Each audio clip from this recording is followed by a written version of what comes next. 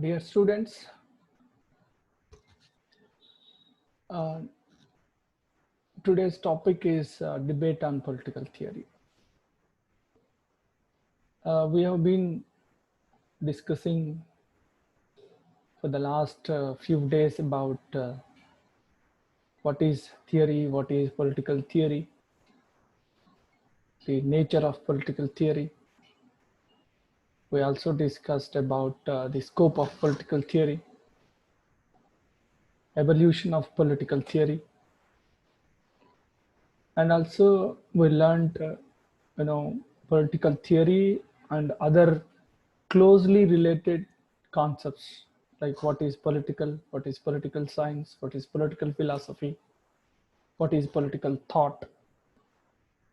But today is a topic which you will learn so many new things, and it is a little bit quite abstract, and you need to pay attention, and also you have to observe very carefully. See, there are some slides, and I will read out the slide and I will explain. Each and every slide will be explained. So please have a careful look at the slides and also the explanation. Listen carefully to the explanation that I am going to give. A debate on political theory, normative or prescriptive, and empirical or explanatory. So we have to see how far political theory is normative or prescriptive, and how far political theory is empirical or explanatory.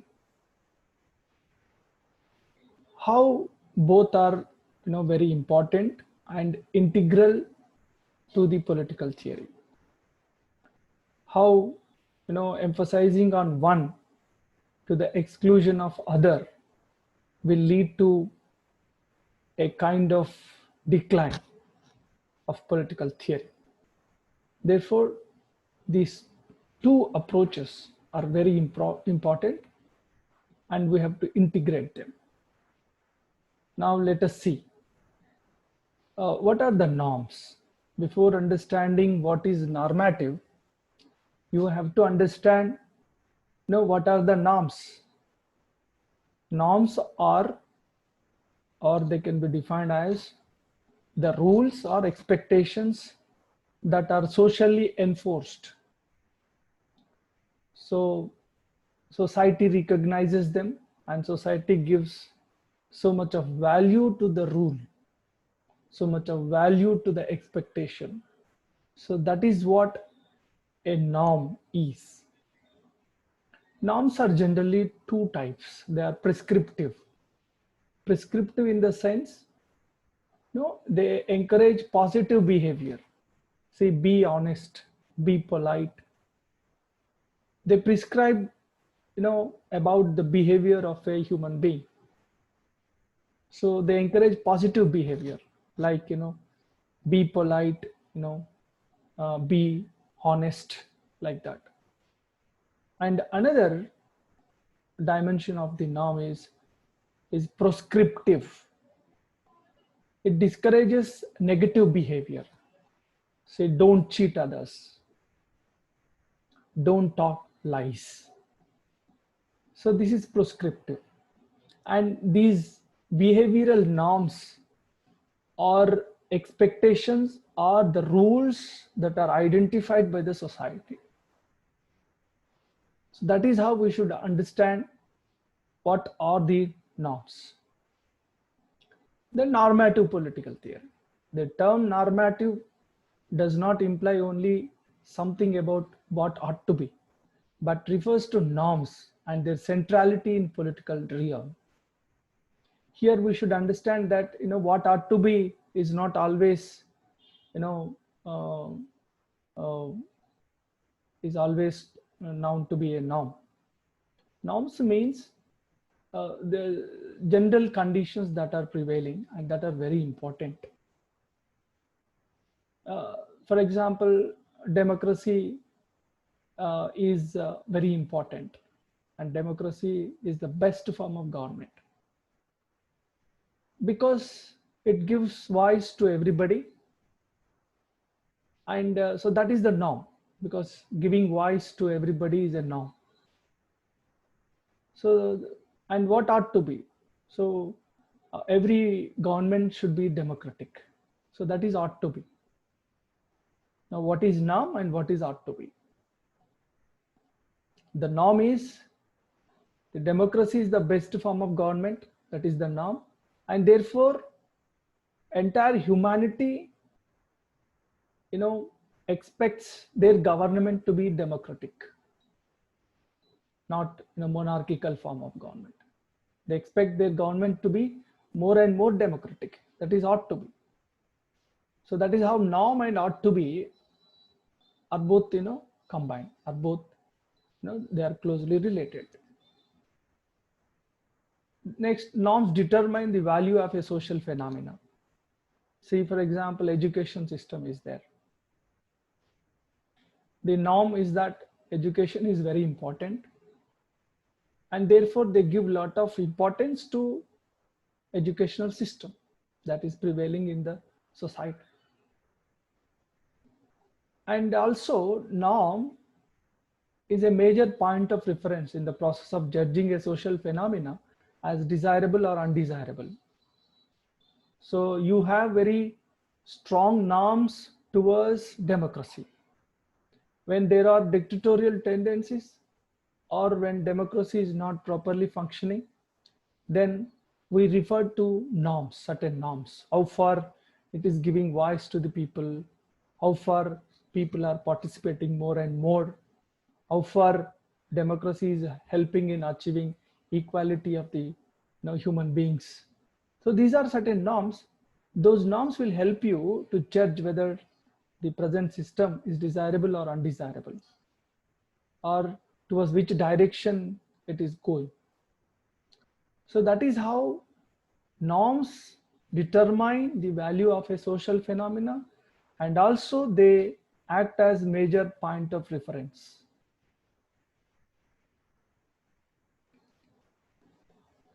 Then normative analysis provides critical assessment of the assumptions and philosophical foundations of a political action. Government takes an action, for example. So on what basis it has taken such action? When you have norms, when you have good founding in norms, then you can critically assess the political action, whether it is proper or whether it is improper. So you need to have proper and firm grounding in the norms. And it would overcome the separation between politics and ethics, as for example, corruptive electoral system does. See, people think that as elections are successfully being conducted, so Indian democracy is a great success. So everybody will say that and feel satisfied with the existing democratic system. But a person who is having good standing in ethics, and he will say, electoral system has been replete with a lot of corruptive practices, and there are no ethics in electoral politics, the way the contesting candidates spending the money, the background that they are having. By looking at those things, you will see that there is completely lack of ethics in the electoral system. So you say politics without ethics is like a dead body. So we need to have in politics ethics. Ethics and politics are both important. They should not be separated. So that is how normative analysis will overcome the separation between politics and ethics. How both are very important. How ethics in politics is very important. That is how the normative analysis or the normative theory would give you a direction, would give you a meaning. A normative theory is necessary in order to reduce irrationalism in the statement of what ought to be. See, India needs democracy. People, everybody will say India needs democracy, or for that matter, every country, needs democracy. Every system of government needs to be democratic. So that is ought to be a kind of statement. It is a kind of statement that ought to be. But what kind of democracy a state needs? What norms it should follow? How many norms it should contain? When you have that perspective, when you have that orientation, then it will reduce the irrationalism of whatever demand you are making, whatever type of government you are for. So norms will reduce irrationalism. It acknowledges the role of political philosophy, not only in hypothesis building, but also in the final stage of political inquiry that involves conclusions on political action. Here, so the normative theory will help you to build a proper hypothesis. See, I'll make a hypothesis. Indian democracy is successful because of the successful electoral system. So you are equating a successful democracy to merely an electoral system. So you are building an hypothesis which shows some lacunae or some limitation. Democracy should not be equated with that of merely, election system. Democracy should be, should go beyond, its understanding should go beyond, merely electoral politics. It should see that equality, there is equality. It should see that there is voice, there is equal voice to the majority and the minority. And everybody should respect the law, and the decision should be based on, discussion. These are the norms which require, if a democracy really, is considered to be a successful one. And also conclusion. See, after doing a lot of research, you take 2 or 3 views like elections and rule of law, like that. A few norms you will take, and you will conclude that the Indian democracy is successful. But what are the important values it has ignored? What are the other norms it has ignored? When you have proper grounding in normative theory, normative orientation, then while concluding also, how far your conclusions are based on rational thinking, rational values, or we can see the results in a total or in an integrated perspective when you have grounding in normative orientation or normative theory. So that is how the normative theory will help you to have a larger picture, and also to have a direction, and also to have meaning. And next, empirical theory. Let us see the empirical theory. It is based on observation through sense experience alone. Therefore, it is called as positivism. Verified data, positive facts received from the senses are known as empirical evidence. Positivism is based on empiricism. See, we have 2 approaches. One is normative approach and another one is empirical approach. Now we are talking about empirical approach or empirical political theory. It is based on observation through sense experience. There are 5 senses. You can hear, you can see, you can smell, you can taste, and you can touch. Through these experiences, through these senses, you can observe. And the observation based on these sense organs is called as positivism. It doesn't bother about the experience beyond these senses. So verified data. So for example, in this election, 70% of the people have voted. So that is a verified data. You have taken the total voters and the voters who voted, and then you will come to know that no, 70% of the people have voted in these elections. So it is a verified data. So we call it a positive fact.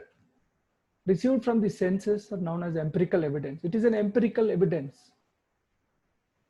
So positivism is based on empiricism. Science involves, so generally people consider the study based on observation, or the empirical study is the scientific.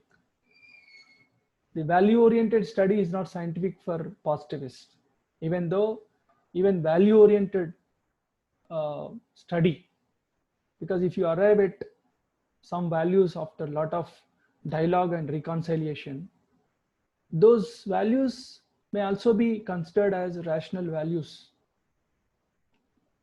But positivists believe that only the empirical research is scientific. Here science involves observation, generalization, explanation, and prediction, and prescription. Here prescription is different.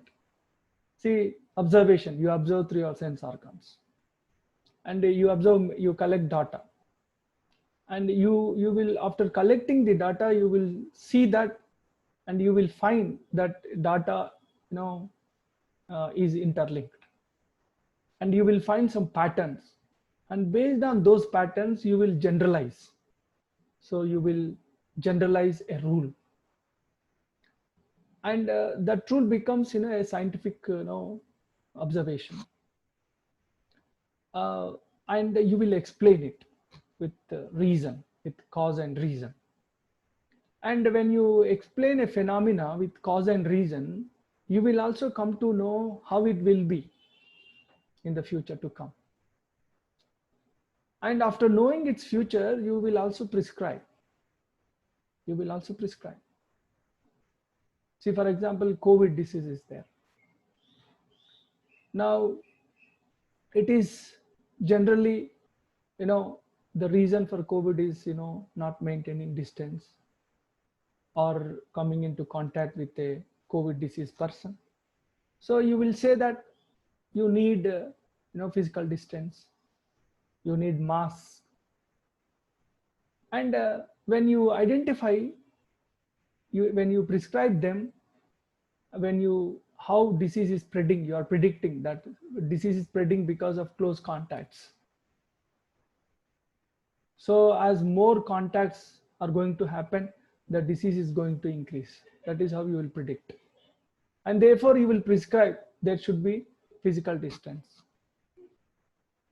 So that is how science will help you, and science involves observation, generalization, explanation, and the prediction and prescription.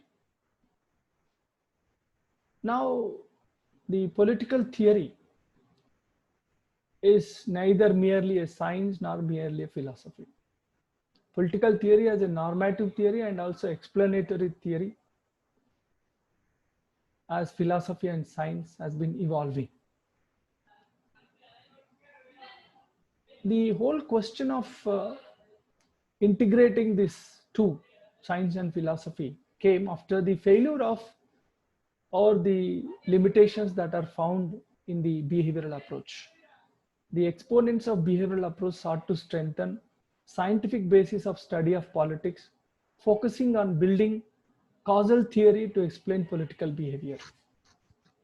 Whereas traditional political theory was primarily concerned with evolving suitable values for society. So that is the difference. So until 1920s, there used to be traditional political theory. The orientation was philosophical. And after 20s, and especially after 50s, during 60s, the behavioral revolution happened in social sciences. It brought about so many changes. It emphasized on knowing the fact or studying a political phenomena as it is.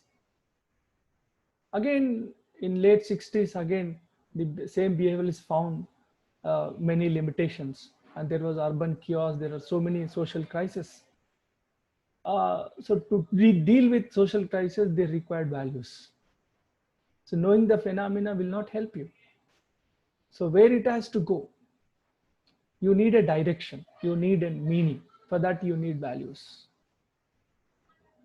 And the relationship, when we see that, the difference is that, scientific approach emphasizes on what is, and philosophical emphasis on what ought to be.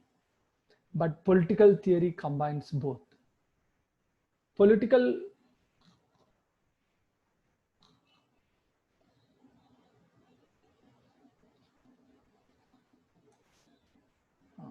political theory combines both.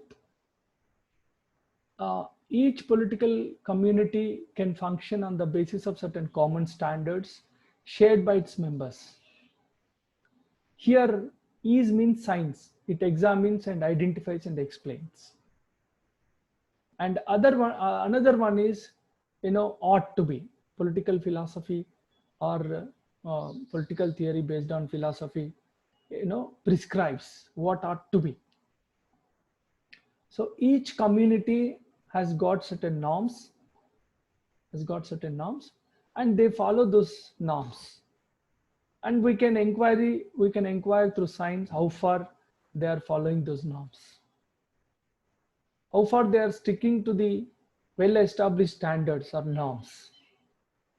And then based on that study, we can prescribe how they should prescribe, why they should prescribe. So that is how that is science part, and art, that is philosophical part, are combined in political theory. Descriptive and prescriptive. Political theory not only simply describes reality, but also provides meaning with normative dimension to the social world of facts. So when you study a phenomena, when you know the phenomena as it is, by merely knowing the phenomena as it is, doesn't give you any meaning. When you keep in mind certain norms of the society, certain ethics of the society, then you are able to explain, you are able to understand its meaning. So to give a meaning, to understand, you need value orientation. So that is why political theory is both prescriptive and descriptive. Then deductive and inductive. The scientific social theory can be validated by reference to actual facts by ordinary inductive method. And normative theory needs to be validated in a different way by reference to philosophical postulates or deductive method. Both are logical, because when you make a statement, or for example, a class is there. In this class, more than 90% of the students, I take the marks of individual students, and I find out of 10 students, 8 students have got more than 90% of the marks. So based on individual data, now I conclude that this class is a very intelligent class.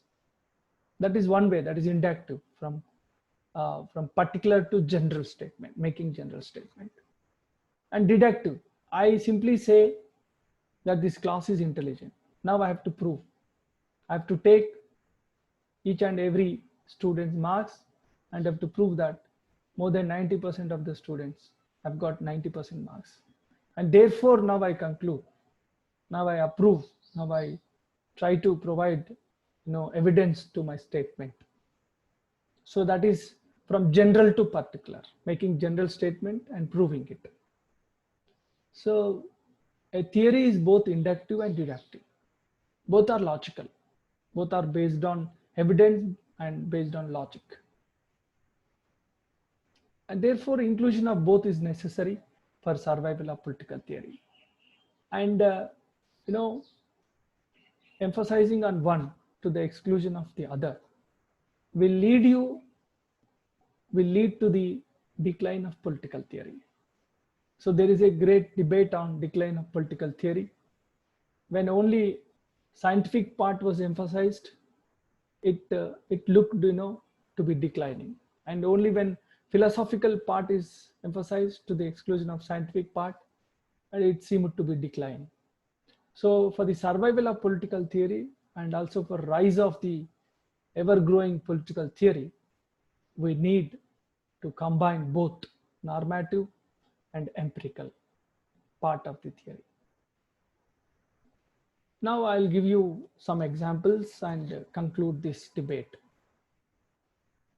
For example, I will give you how both normative and empirical orientation will help you understand a phenomena in a more integrated manner, in an integrated manner. Take, for example, human rights.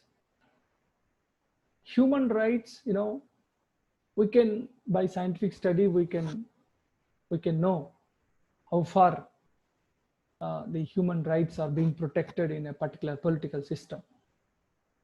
That we can find out through scientific study, through different methodologies, by taking data. You can say that most of the fundamental rights are protected in this particular political system. So you can know that. But why human rights have to be protected? That is a big question. That is a normative question. Because every human being should be valued. The life of every human being who is born on this earth is valuable. So it requires a kind of ethical orientation. So ethics, the ethical orientation, it requires a lot of value orientation. That is how the normative and the empirical theory will give you a complete picture. Multiculturalism. How, see, multiculturalism is many groups of people living together, in a harmonious manner. So this multiculturalism is the order of the globalized world.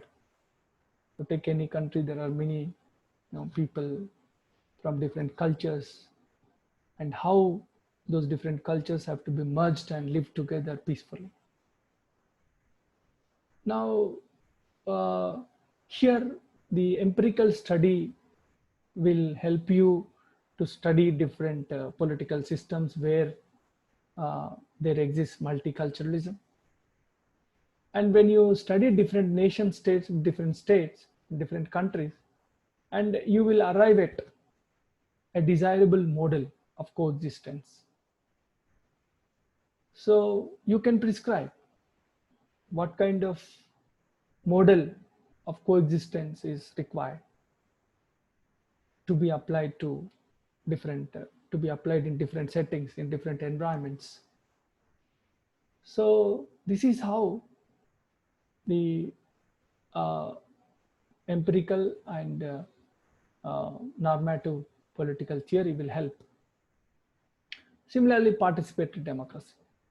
See, normative theory makes one to realize the value of active civic participation in a democratic order, whereas empirical research helps one to explore the conditions that make such participation a viable option for citizens and further development of the democratic order. Here, through empirical study, we can find two things: how far people are participating, and how participation becomes a viable option, how the participation is helping the citizens. So two things we are able to know through scientific study, that is empirical study, which is considered to be scientific. You can know how many people are participating and how it is benefiting the student, how it is benefiting the citizens. That we can find out through empirical research. But here the question arises, why there should be participatory democracy? Why we need to have participatory democracy? It is a question of values. It's a question of norms. It's a question of ethics. So that is why normative and empirical orientation is very important for any political theory. Now, I'll give you another example, concepts about concepts. There are normative concepts and descriptive concepts. This is very important. The normative or prescriptive political concepts like justice, liberty, equality, human rights are usually categorized as values, which refer to moral principles and ideals. They refer to what ought to be, why there ought to be justice, why there ought to be liberty, why there ought to be equality, why there ought to be protection for human rights. So these are value oriented. So they refer to what ought to be. And you have descriptive or positive political concepts like power, authority, order, law are categorized as descriptive rather than normative. They refer to facts, what is. See, for example, power. Power, capacity to influence. Authority is right to influence.